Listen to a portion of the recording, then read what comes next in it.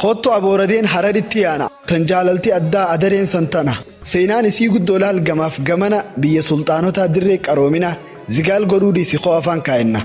ميقات حراري رجال لانقبمي حلال اسي هذا قلبين بوجيامي لفاف نما إيسيس ربين تولشي أمي شرفكان أرقاسي ميقاه تيامي خوتو خيسا يعني حرار داوانامي